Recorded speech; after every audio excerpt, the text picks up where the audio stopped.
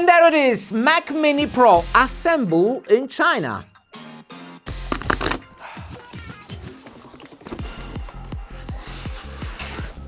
Wow, Mac Mini. Permanent version, 512GB of SSD and 24GB of RAM.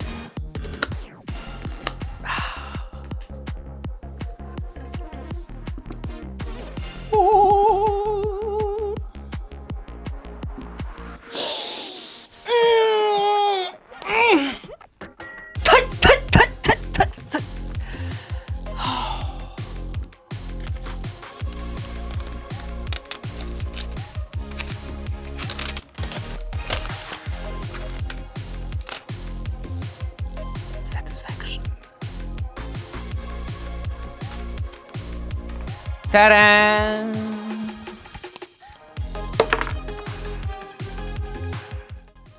It's tiny. I like. Mac is so much faster than a PC. On the left, Mac Mini. On the right, PC. Those are the specs.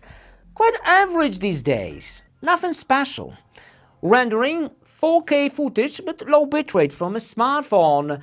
Ratio is 80,000. Everything set on auto. 60 frames per second. Let's gonna hit render at the same time.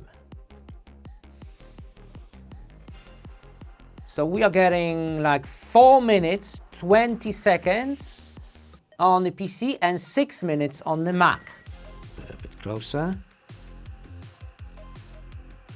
So 10%, 3 minutes 50, and 7%, 8, 6 minutes 18. Definitely a PC is on ahead. Timeline for DaVinci Resolve. If I want to have a timeline in both those screens at the same time, no. Cannot do it. It skips. I mean, it works with a browser. Not really.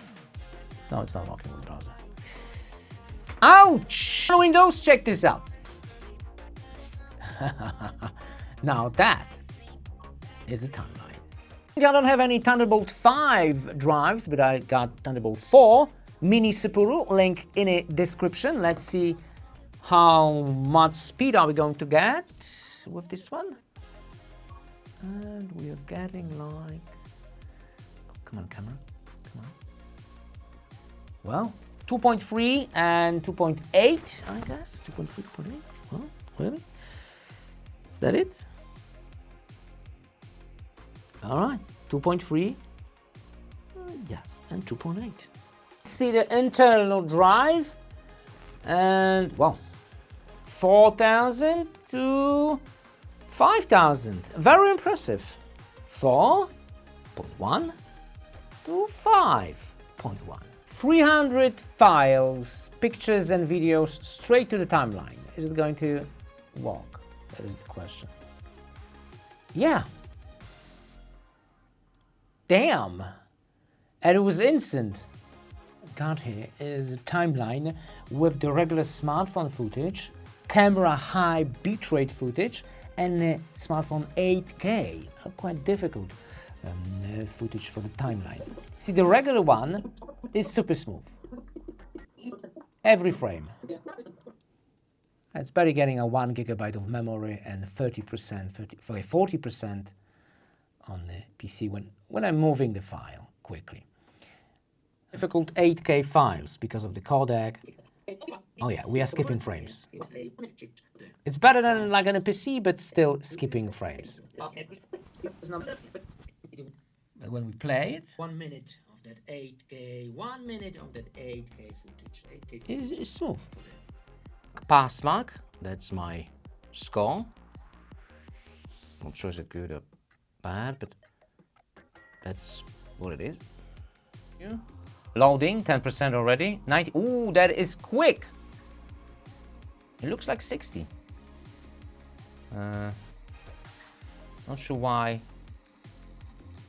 FPS app doesn't work at. Can you see it there? But it won't show me anything. Shift. It looks like 60. Very snappy, pretty cool. Awesome. But we do have a 99% on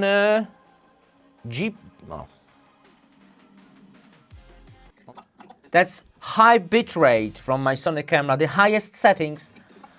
The Final Cut is like unbeatable. Wow.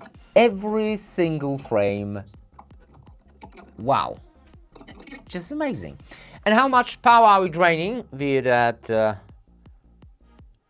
cool program? Yeah, when I shuffle through it, like 23%. It's nothing. Look at the RAM usage. 1.2. Render the same project like in the DaVinci. Hit render, and I guess we're gonna render in 4K 60, so the same. Save, and how quick this will be. 1, 2, or much quicker than the DaVinci. It's already 4%. A different codec, yeah. 7% already. And how much power are we getting? Well, 50%. 2 GB of RAM. So why would you need 24? Yeah, maybe for some advanced editing. This is very simple editing. It also has a built-in speaker, which is good.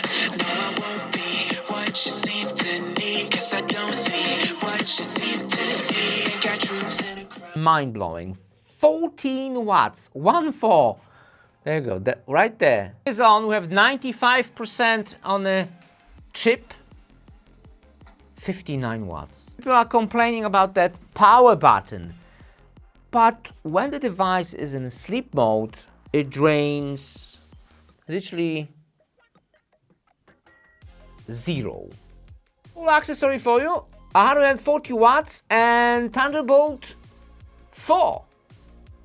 Magnetic USB, why would you need that? Maybe I want to use external drive like this one, which is Thunderbolt 4. But we're forgetting something, Thunderbolt is on the back, not in the front. This is USB 3.2. By the way, USB 3.2, what will be the speeds? Good. Moment of truth. Winning. Winning. Oh yeah. Thunderbolt 4. Oh, those tiny things. Conclusion, is it going to replace my PC? No. But it has tons of power. Way more powerful than the regular version. I noticed that in the timeline with the regular version, link somewhere around here, I got like 80% of the CPU. With this one I got 50, 55. So huge difference. Well, I still cannot add another 120 Hz screen.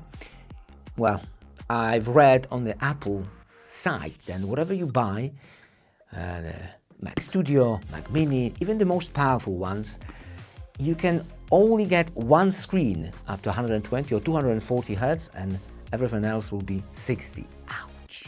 And I would love to see the timeline for all the screens. That would be also cool, but that's a software thing. The whole editing experience is much better, much smoother. Of course, you can use proxies on the PC, but still not the same. With my PC, when I add some text to it or some graphics, it's jittery. It will jitter, it will struggle with that graphics greatly. With this one, no struggling. That's why in this video there's a lot of text and animation. Cool, really cool for editing, even for, well, 8K was a bit jittery, but that's DaVinci, and Final Cut was smooth. So you know, it's cool, but it's not super cool. Maybe next Studio, M4 Studio will be super cool. Most likely going to buy that too. See you next video, link in the description. Bye for the Mini.